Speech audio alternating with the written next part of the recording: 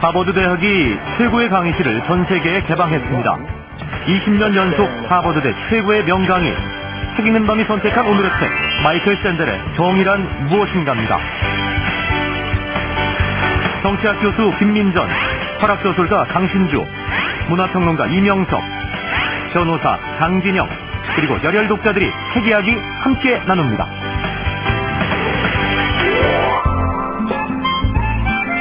작가의 발견 시간에는 연어의 작가 안도현 시인을 스튜디오에 초대합니다. 주간 후 100세를 넘긴 연어 그 후 15년 만에 찾아온 두 번째 이야기, 안도현의 연어 이야기입니다. 독칼럼니스트 박사와 함께 안도현 시인의 독 깊은 이야기를 들어봅니다. 59번째 책 읽는 밤, 지금 시작합니다.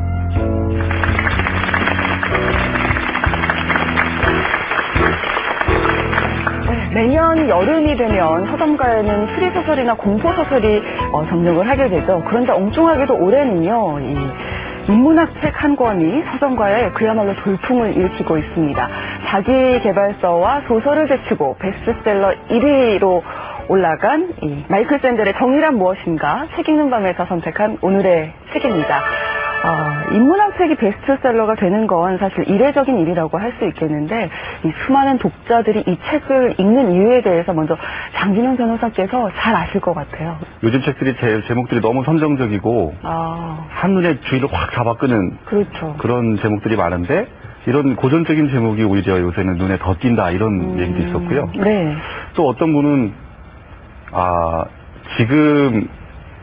지금 몇 년간, 최근 2, 3년간 우리 사회에서 일어나는 여러 가지 현상들이 정의란 무엇인가를 고민하게 하는 그런 동기를 제공했다. 뭐 이렇게 얘기하는 분들. 상황이 잘 맞아 떨어졌다. 이렇게 많이들 보시나 봐요. 그럼 김민정 교수님께서는 어떻게 보십니까?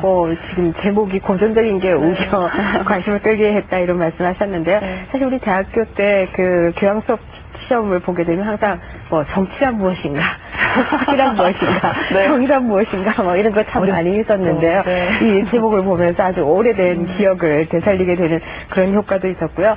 그보다 더 중요한 것 중에 하나는 국내적으로도 그렇고 또 미국 현지에서도 그렇고 지금 현재의 상황과 상당히 맞물려 있는 것이 아닌가, 이렇게 생각이 듭니다. 특히 이 시장의 공정성이라고 하는 것에 있어서는 자신이 있다, 이렇게 생각을 했는데, 결국 금융위기가 나면서 이 시장이라고 하는 게 그동안 미국 시장에 있어서도 얼마나 탐욕이 시장을 지배해 왔는가, 이것에 대해서 다시 한번 깨닫게 되고 이 고전적인 그 질문으로 다시 돌아가는 것이 아닌가 싶습니다. 강신주 선생님께서는 어떠세요? 일단은 이 책의 가장 큰 매력은 교재로서 아주 좋은 것 같고, 디테일한 사례들 같은 경우가 어떤 윤리나 정의나 정치 철학의 쟁점들을 보여준다는 거. 그런데도 왜 우리 성숙한 많은 한 40대 분들이 많이 본다고 들었거든요. 그렇죠. 그분들이 왜 볼까? 이런 생각은 지금 개인적으로 들어요. 우리가 이야기를 나누는 동안에 아마 많은 분들이 좀 느끼실 것 같고요. 이명석 씨는 어떻게? 방금 그런 말씀을 하셨는데, 20대 때는 이 문제를 굉장히 고민이 많았을 겁니다. 그래서 이제 사회 정의를 실천하기 위해서 굉장히 많은 일을 벌였는데, 그 이후에는 급격히 이제 삶의 문제로 들어서면서 돈이란 무엇인가, 이 문제에 굉장히 집착해서 이제 고민을 했겠죠. 그래서 열심히 돈을 벌려고 했는데, 그러다 보니 뭔가 잃어버린 것이 있다고 해서 한 3, 4년 전부터 행복에 대한 문제, 그래서 이제 행복이란 무엇인가를 고민을 해서 그런 책들이 많이 팔린 걸로 알고 있어요. 그러다가 이제 자기는 나름대로 노력을 했는데 행복이라는 게 쉽게 나한테 오지 않는 거더라. 그렇죠. 쉽지는 않아요, 행복이. 그래서 이 사회 체제가 어떻게 잘못된 것인가? 이 무언가 비뚤어진 것이 아닌가 관심을 가지다 보니까 결국은 정의라는 문제에 와닿는 것이 아닌가. 그래서 그런 순간에 이 책에 도달을 하니까 말씀하신 대로 이 좋은 제목 때문에 관심을 가지게 되는 게 아닐까, 그런 생각이 들어요. 뭔가 맞아떨어지는 부분이 있었다는 점에서는 다들 동의를 하시는 것 같은데요. 보시다시피 이 책 주제도 만만치가 않습니다. 400페이지가 넘고요. 또 아리스토텔레스, 칸트 같은 사상가들이 등장해서 아주 묵직한 내용을 담고 있는데, 이 정의란 무엇인가, 이 책의 매력은 무엇인지, 내용은 어떤 건지 먼저 좀 보여드리고 말씀 나누겠습니다.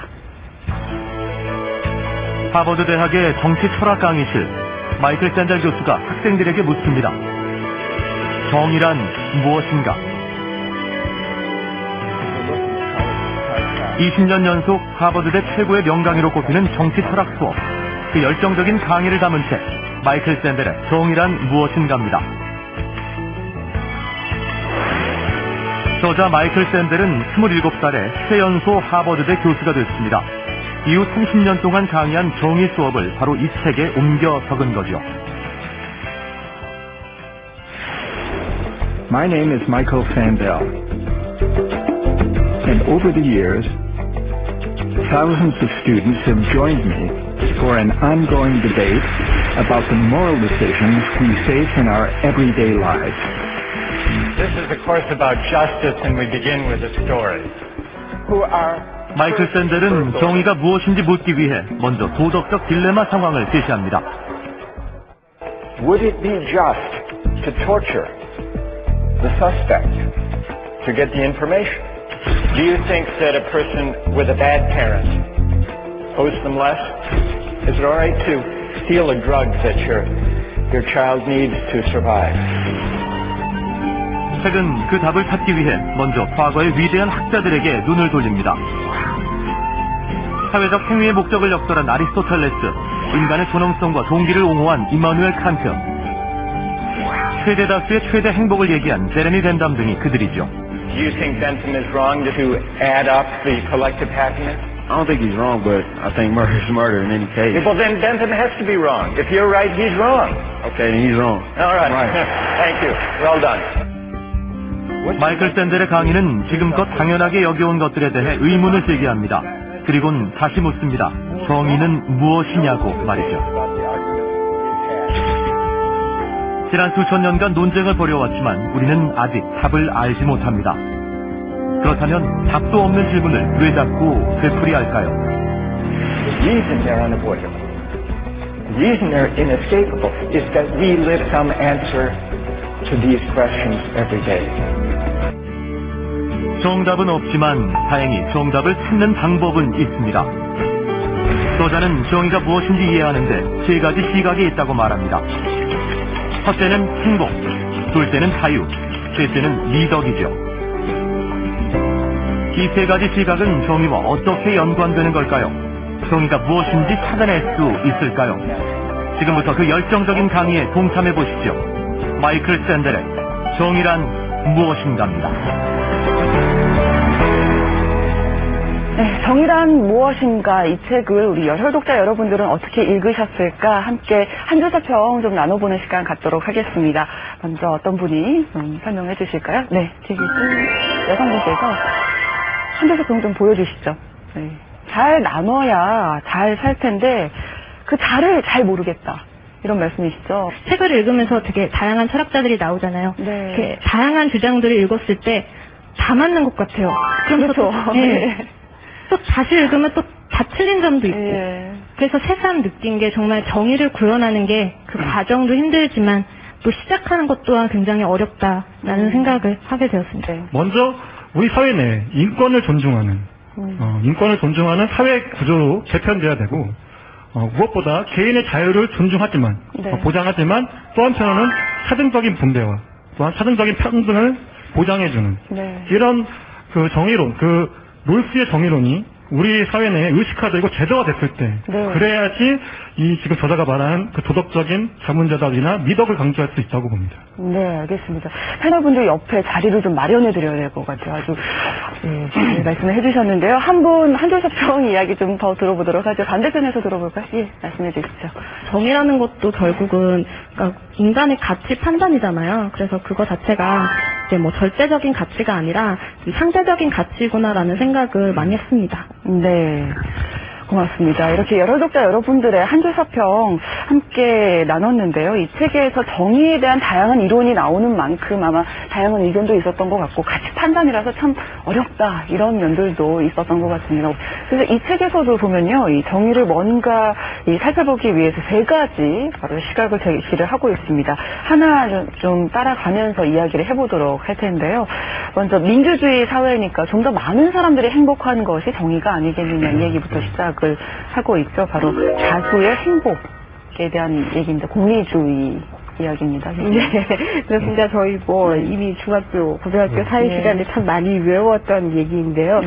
조금 책에서 설명하고 있는 것, 기억을 되살려 보면은 벤담이 얘기하고 있는 것은 인간은 이 쾌락과 그 고통으로부터 회피하고자 하는 이 두 가지의 감정에 의해서 지배당하고 있다 이렇게 얘기를 하고 있습니다. 그래서 이 쾌락을 최대화하는 것 이것이 곧 선이다 이렇게 얘기를 하고 있죠. 근데 이 벤담의 경우에는 개인의 차원에서 얘기를 하기보다는 공동체의 차원에서 얘기를 하고 있습니다. 그렇기 때문에 그 공동체에 있어서 다수의 사람이 행복하게 느낄 수 있다고 한다면, 다시 말해서 쾌락을 느낄 수 있다라고 한다면 그것이 곧 정의이다 이렇게 얘기를 하는데요.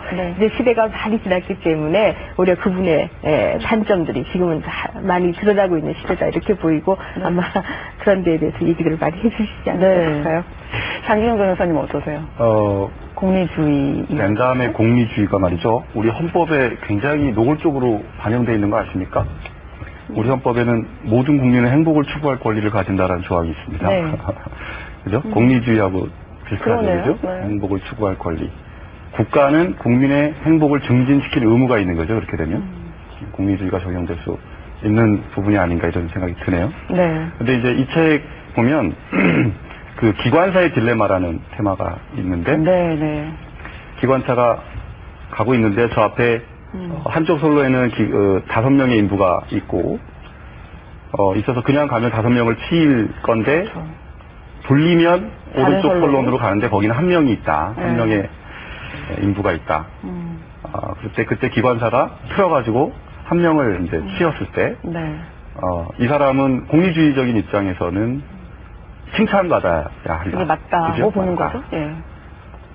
근데 이제 그거는 뭐 그렇게 보면 또 이해가 되죠. 그러나 우리 현실적인 법에서 보면 그 사람은 불행하게도 칭찬을 받는 게 아니라 처벌을 받게 되는 겁니다. 제목은 업무상 과실치사가 되죠. 이 공리주의는 이제 사람의 뭐 목숨이나 이런 것들이 다 계량화할 수 있다 이런 전제를 갖고 있지만 사실은 사람의 임명 이거는 이제 그렇게 계량화할 수 없는. 그래서 한 사람의 임명과 1000사람의 임명을 비교할 수 없다. 요런 이제 뭐 나중에 그런 것들이 절대화되면 이제 칸트 쪽으로 가겠지만 어쨌든 그런 면에서는 우리나라 법제는 공리주의하고는 조금 안 맞는, 오히려 칸트 쪽에 더 맞는 그런 면이 있다 이런 생각이 들었습니다. 그런 기관사의 딜레마 같은 경우가 많은 것은 아니지만 상당히 있긴 있는 것 같아요. 예를 들어서 헬리콥터가 추락을 한다든지 버스 사고가 난다든지 뭐 이럴 때 사실 그 운전자나 조종사는 계산하고 철학적으로 사유하지는 않지만 본능적으로 사람이 작은 쪽으로 또는 사람이 없는 쪽으로 피해가 덜 가는 쪽으로 핸들을 돌리거나 그렇게 하거든요. 그래서 이런 상황이라고 하는 게 우리가 정말 전혀 없는 그런 상황은 아니다 이렇게 생각이 들고요. 그리고 우리 본능 속에는 이미 어떤 면에서는 그런 공리주의적인 본능이 들어있는 건지도 모르겠다라는 얘기도 할 수 있을 것 같아요. 이 정의를 어떻게 바라보는가의 첫 번째 시각으로 이제 행복에 대한 이야기, 공리주의 이야기 나누고 있는데요. 공리주의에 대해서 이 책에서 또 단점들도 얘기를 하고 있잖아요. 반박을 하고 있어요. 그 부분이 이제 개인의 자유를 빼앗는다는 점이 있을 텐데요.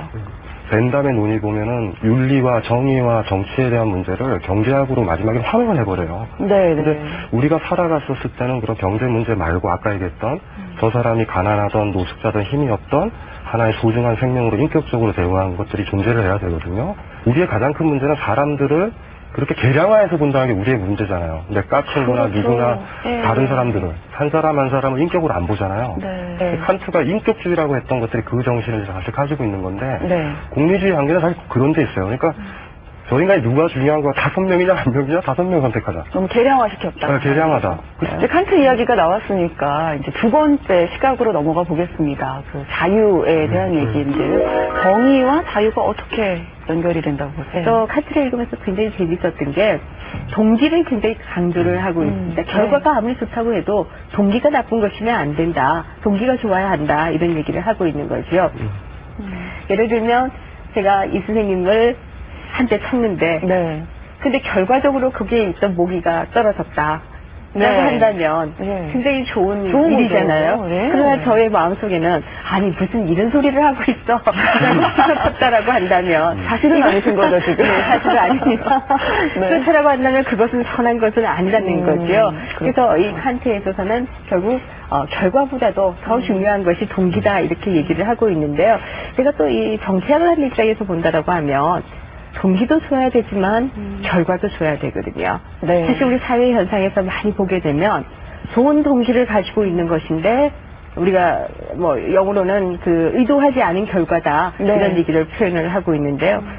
나쁜 결과가 나오는 경우들도 있다고요. 그 의도가 좋기 때문에 만약에 행정가가 혹은 정치가가 의도가 좋았으니까 내가 아무리 많은 실수를 해서도 다 용서해달라 라고 얘기해서는 저는 안 된다고 생각이 들어요. 그래서 칸트적인 동기도 중요하지만 또 결과 역시도 중요한 게 아닌가. 칸트를 옹호하고 싶은 생각이 문득문득 드는데요. 제가 철학하니까. 그 아까도 얘기했지만 동기도 그래서 우리가 나의 선한 동기면 다 되잖아요. 그 결과가 나빠도 되거든요. 그렇게 이제 이해되는데 하나의 얘기가 또 있어요. 칸트한테는. 타인을 수단이 아닌 목적으로 대하라. 우리가 결과가 나쁜 거는요. 제 동기를 제 생각에서 관철시키고 타인이 어떤 상황인지 몰랐을 때 결과가 나빠질 수 있거든요. 윤리행위에서. 근데 칸트는 하나의 단서를 꼭 달아요. 타인은 수단이 아니라 목적 같은 존재예요. 나처럼 자유로운 존재거든요. 그러니까 타인을 고려하면서 동기를 고려하거든요. 그럼에도 불구하고 결과가 나쁘다라고 그러면 그거는 인간의 통제는 아닌 것 같아요. 그래서 아까처럼 이제 동기와 결과를 얘기를 하셨지만 칸트 자체가 진짜 결과를 부정했을까? 결과의 문제는 항상 타자와의 관계 문제에서 오니까 그런 고려들이 칸트한테 있기 때문에 칸트를 좀 옹호를 해본 거예요. 칸트가 이미 죽었고 그래서 제가 장재정 변호사께서 하실 말씀 있으시죠? 근데 이제 이 법률의 세계를 보면 이게 참 칸트적이기가 참 힘들지 않나 이런 생각이 듭니다. 주로 우리 사회 전반적으로 그렇긴 하지만 특히 법률도 나타난 현상, 결과를 기준으로 판단을 하는 경우가 많거든요.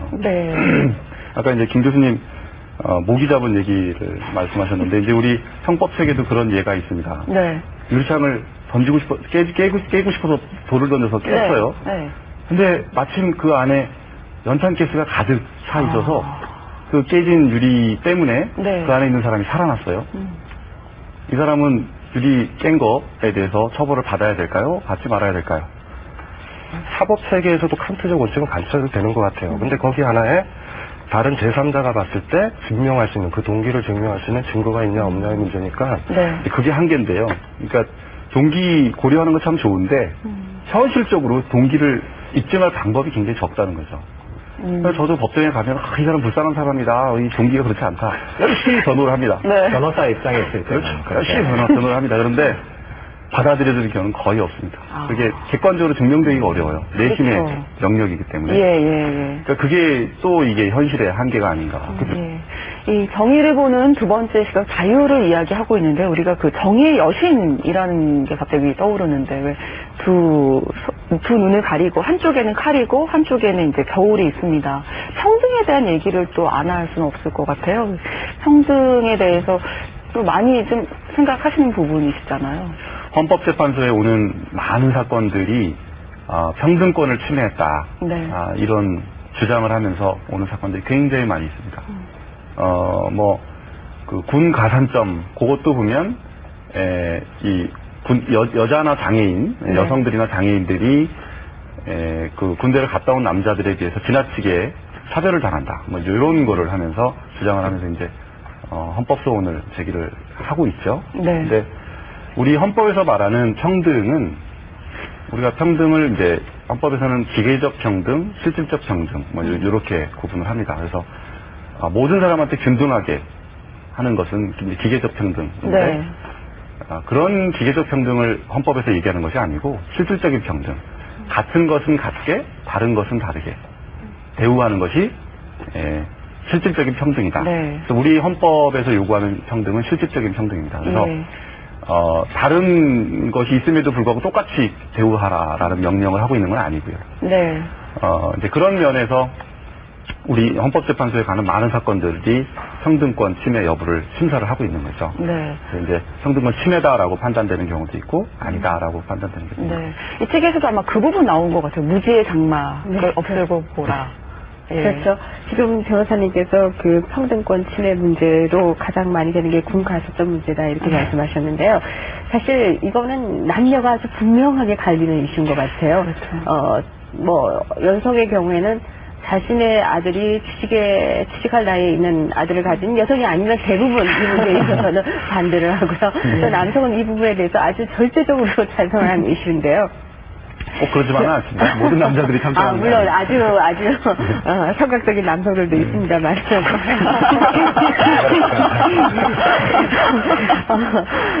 그럼에도 불구하고 그러면 이 결국은 자기의 성별이 뭐냐 이거에 따라서 이 이슈에 대해서 입장이 다르다는 얘기죠. 뿐만 아니라 세금의 문제에 있어서는 자기의 재산 정도가 어느 정도인가 이에 따라서 또 입장이 확연하게 달라지는 경우들을 볼 수가 있습니다. 결국 무슨 얘기냐? 우리가 각자 자기의 입장에서 그 문제를 보기 때문에 우리가 서로 합의하기가 너무나 어렵게 된 거죠. 그래서 이 롤스가 얘기하는 것이 그렇기 때문에 우리가 어떤 계급에 어떤 성별에 어떤 종교를 가지고 있는지 이걸 떠나서 그것을 모른다라고 가정하고 거기에서 서로 합의를 좀 하면 합의가 더 잘 되지 않겠느냐 이런 얘기라고 볼 수 있겠는데요. 저는 정치학을 하니까 특히 이제 국회를 바라보게 되면요. 항상 다수당이 되면 다수결로 하자라고 얘기합니다. 그리고 소수당은 항상 소수를 보호해야 된다고 얘기를 하죠. 그런데 선거 이후 여야가 바뀌면 또 그 얘기를 또 하고 있습니다. 자신들이 무슨 얘기를 했는지 다 잊어버립니다. 결국 자기한테 어떤 것이 이익이냐 이걸 중심으로 얘기를 하다 보니까 계속 사람들이 쳇바퀴 돌리는 현상들이 나타난다 이렇게 볼 수 있고요. 정말 우리 국회의원들을 전부 다 이 무지의 장막에 좀 넣어놓고 합의를 보게 하면 참 좋은 결정들이 많이 나오지 않을까 그런 생각을 하게 됩니다. 그럼 이 롤스의 평등에 있어서도 우리가 오류라든지 반박할 점은 없을까요? 일단은 가장 큰 문제가 이렇게 단서다는 거 있죠. 무지의 장막을 쓰자. 근데 어떻게 무지의 장막을 쓰지 못하거든요. 그러니까 이거 자체가 굉장히 멋있어 보이지만 실제 출발점 자체가 비현실적이다라는 거죠. 그러니까 여성과 남성이 무지의 장막을 써서 내가 여성인지 남성인지도 모를 때 장막을 써서 뭘 합의를 할 필요 없죠.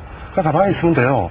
내가 여성이기 때문에 개입을 하고 남성이기 때문에 개입을 하거든요. 그래서 굉장히 매력적이어 보이지만 무지의 장막 문제의 정의론을 보면 근데 제가 봤을 땐 좀 약간 좀 자유놀이 같다라는 느낌은 많이 들어요. 그러니까 롤스의 그 무지의 장막 논의가 핵심적인 거는 옛날에 있었던 사회계약론이라는 걸 어떻게 업데이트 시켜보겠다 이런 것들 그런 것들의 의도 정도인데 업데이트가 그렇게 됐는지는 잘 몰라 보여요.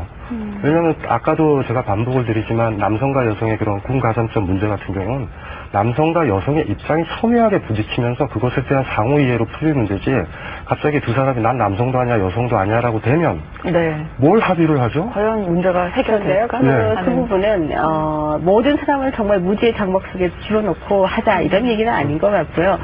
다시 말한다라고 하면 우리가 그 부분을 좀 떠나서 생각을 해본다라고 하면 너가 여성이 아니라고 생각한다면 너가 남성이 아니라고 생각한다면 어떻게 그 문제를 생각하겠는가? 좀 좋게 얘기하면 아주 멋있게 얘기했지만 우리가 서로 역지사지하자라고 하는 얘기가 저는 상당히 유사한 면이 있다라고 생각하는데요. 반대라고 봐요. 그러니까 남성이 여성의 경험을 이해할까? 저는 이해 못한다고 봐요. 역지사지는 내게 투사될 가능성이 상당히 많거든요. 그래서 사실은 롤스에 이렇게 딱 보면은 개인적으로 그래요. 한참 있다가 생각은 잘도 그러겠다. 이 느낌이 제 느낌이에요. 1차적인 느낌이에요. 잘도 그러겠다 얘기할 수는 있는데요. 적어도 이 생각을 한 번쯤이라도 하고 결정의 타협에 들어가는 것과 그냥 자기의 이익에만 빠져 있는 것과는 차이가 있다는 생각이 듭니다. 그런데 토론에 들어가면요 이익이 다시 등장해요. 물론 완전히 배제하기는 어렵겠죠. 근데 이제 제3자라든지 국민들이 볼 때는 그 사람의 입장이 누구의 이해관계만 대변하고 있다 이렇게 주장할 수 있잖아요. 그러면 국회의원이나 정치인은 사실은 그게 아니고 보다 보편적인 이익에 타당하다는 걸 설명해야 되고 그런 과정 속에서 뭔가 견해의 차이들이 다른 식으로 변화가 되는 것 이런 과정이 결국 민주주의라는 정치 체제가 아닌가요? 그래서 그 소수단 우대 정책에 대한 이야기가 책에서도 나오잖아요. 사회 문제 관련해서. 저도 그 부분이 좀 흥미로웠던 게 이 책이 여러 번 비판을 하셨지만 굉장히 미국적인 사고, 미국적인 도덕적 문제점을 다루고 있는데 그 다른 한편 이런 생각이 들더라고요. 우리 사회가 굉장히 미국을 닮아가고 있잖아요. 원하든 원하지 않든 또 세계화다 국제화 논리 속에서 그런 방식이 되는데 결국 이 책에서 나오는 어떤 윤리적 문제들을 조만간 우리도 부딪히게 되지 않을까. 그래서 소수 집단 우대 정책 같은 경우는 뭐 남성과 여성의 비율을 뭐 정한다든지 이런 문제 네. 되겠지만 우리 사회에 점점 많이 늘어나고 있는 다문화 가정 같은 경우에 네, 네. 또는 뭐 농촌에서 자라고 있는 뭐 청소년들 또는 뭐 여러 가지 혜택을 받지 못하고 있는 사람들에 대해서 보다 적극적인 뭘 해주고 싶은데 네. 그렇다면 이미 기득권을 가진 사람들은 그것을 쉽게 또 포기할 것인가 하는 문제는 결국 뭐 정치인들이 해결해야 될 문제지만 그것을 이제 국민들이 어떤 윤리적인 네. 판단을 해야 되는 문제가 아닌가 이런 생각이 네. 들어요. 앞으로 우리 사회가 또 안고 가야 할 문제이기도 하고요. 네, 정의를 보는 세 가지 시각에 대해서 이야기 나누고 있습니다. 첫 번째는 행복이었고요. 두 번째는 자유. 이렇게 두 가지가 권리에 대한 이야기였다면 이제 저희가 이야기 나눌 세 번째는 미덕입니다. 아마 의무에 대한 얘기가 아닐까 싶은데 마이클 샌델이 이 부분 더 강조하고 싶었던 것 같아요. 네, 이 책의 이제 뒷부분에 나오는 게 이제 개인을 어떤 그런 게임의 도구만이 아니라 어떤 서사로서 바라보는 시점이 좀 흥미롭더라고요. 나 자신은 어떤 것이 그냥 과거로부터 단절되어 있고 또 미래와도 상관이 없는 어떤 존재가 아니라 나는 나 자신이 처해 있는 어떤 공동체의 일원으로서 어떤 역할을 가지고 있다는 거죠. 네. 그런 문제들이 이제 뭐 이 공동체가 처한 공동의 위기라든지 이럴 때 내가 무엇을 할 수 있는가 또는 뭐 경력의 의미라든지 우리가 각가지 의무의 사항들이 있잖아요. 그것들을 정의라는 관점에서 보았을 때 어떻게 볼 수 있는가 이런 데 대한 좀 시선을 제공해 주는 것 같아요.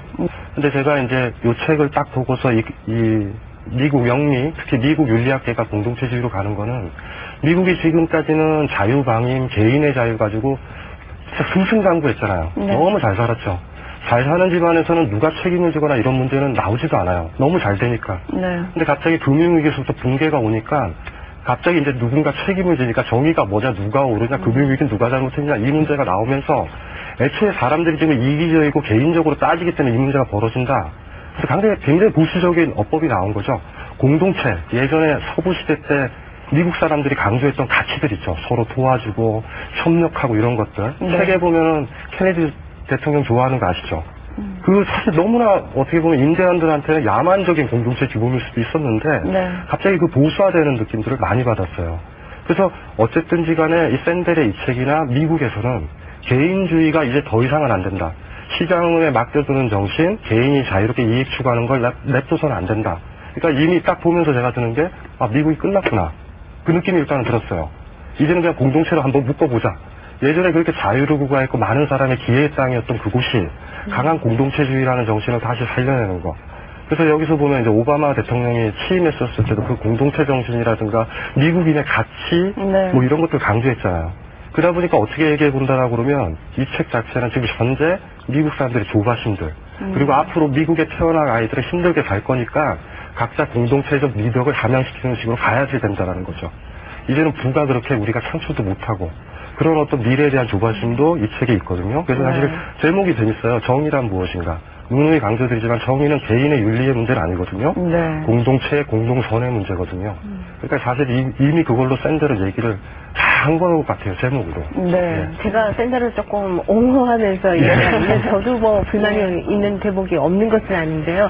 그럼에도 불구하고 너무 또 강하게 비판을 하셨기 때문에 조금 옹호를 하면 이 공동체주의라고 하는 게 뭐 과거에 개인의 자유를 부과하기 이전의 시대로 가자 이런 얘기는 전혀 아닌 것 같고요. 오히려 시민의 덕으로서 어떻게 하면 사회의 공동의 선을 좀 생각하고 그에 대해서 좀 봉사하고 이렇게 나가자 이런 얘기인 것 같습니다. 그리고 저는 그 전제 조건이라고 하는 게 굉장히 중요하다고 생각하는데요. 그 시민들이 사회에 대해서 공동선을 생각하고 또 그 공동선을 위해서 봉사하도록 만들기 위해서는 연대감이 중요하다는 얘기를 해요. 근데 그 연대라고 하는 게 그냥 우리 연대하자라고 해서 연대가 생기는 것이 아니라 최소한의 평등이 있어야지 연대가 된다라는 얘기를 하고 있습니다. 누구는 군대 가고 누구는 군대 안 가고 뭐 이렇게 하는데 이게 연대가 생길 수는 없다는 거죠. 그래서 그런 면에 있어서 좀 더 형평성을 부과하자라고 하는 얘기는 저는 그것으로 완전히 보수적이다 이렇게 치부하기는 어렵다라는 생각이 들고요. 이 공동체 노예에서 우리가 좀 배울 부분도 있지 않느냐, 배운다는 표현보다 우리가 좀 생각해 봐야 될 부분이 있지 않느냐 이렇게 생각을 하는데요.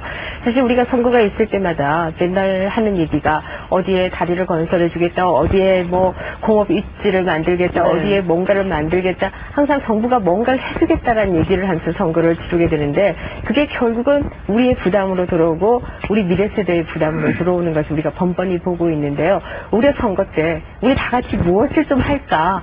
또 시민들은 무엇을 하고 정부는 무엇을 하고 무엇을 같이 할까? 이런 것을 고민하는 장이 된다고 한다면 오히려 좀 더 바람직하지 않겠느냐. 그런 면에서 저는 샌들의 얘기에서 좀 배워올 부분도 있지 않느냐. 요거를 하나 단서를 달아야 되는데요.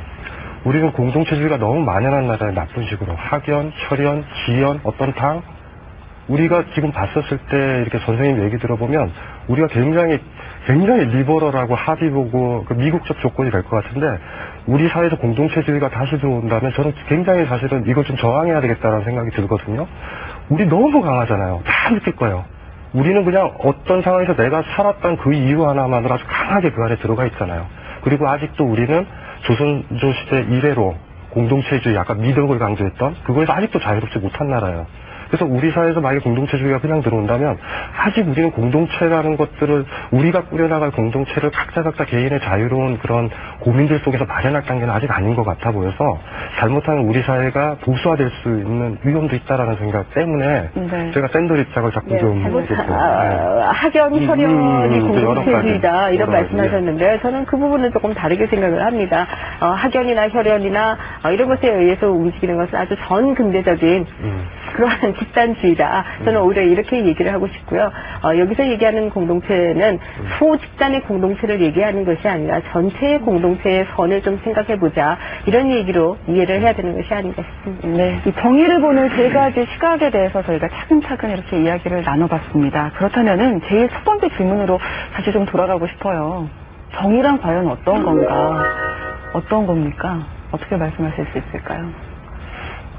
아까 비판을 하시고 그러셨는데, 저도 여기에 나오는 케네디 대통령의 연설문이나 또는 버락 오바마의 연설문을, 완전히 긍정하는 건 아니지만, 그래도 윤리학자가 그 나라의 대통령의 연설문을 우리 현실의 윤리적 잣대라고 들고 나올 수 있다는 굉장히 자랑스럽다고 생각이 들어요. 네. 저도, 대통령의 연두 교시라든지 또는 거기에 대응하는 야당 대변인이나 또는 야당 대표의 연설문을 프린트해가지고 친구들과 나눠서 우리 시대의 윤리적 잣대는 무엇이고 우리가 해야 될 정의는 무엇인가를 토론할 수 있는 이런 사회에서 살아보고 싶다는 생각이 들기도 하고요.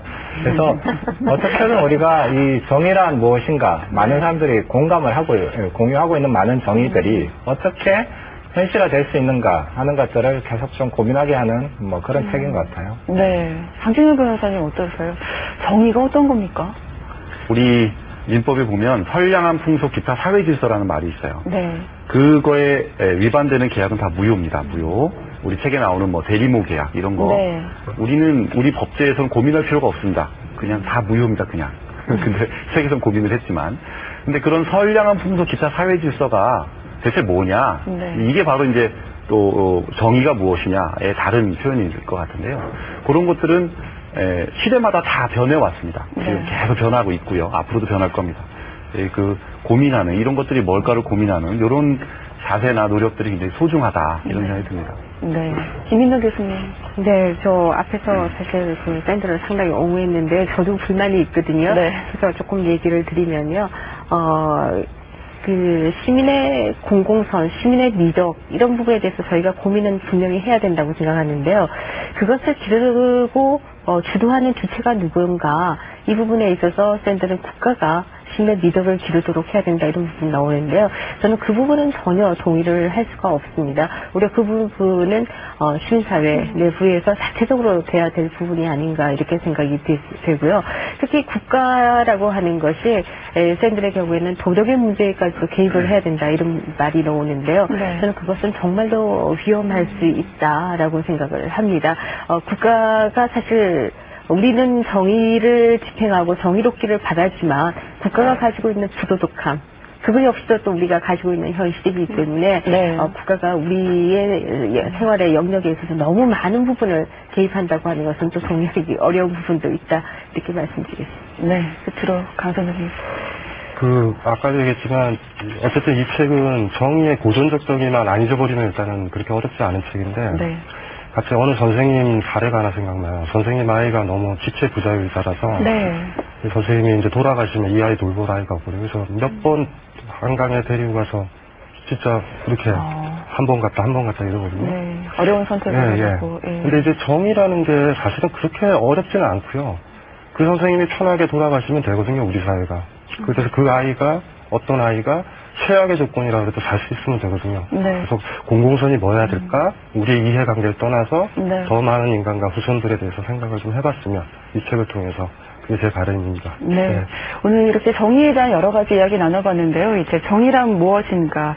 미국 하버드 대학의 실제 강의를 바탕으로 쓰여졌고요. 이 강의가 무려 20년 동안이나 최고의 강의로 꼽혔다고 합니다. 그 비결이 무엇인지 책과 함께 진지한 고민, 정의에 대해서 내려보시기 바랍니다. 오늘 책과 함께 좋은 말씀 나눠주신 토너 여러분들 또 여설 독자 여러분들 말씀 잘 들었습니다. 고맙습니다. 감사합니다.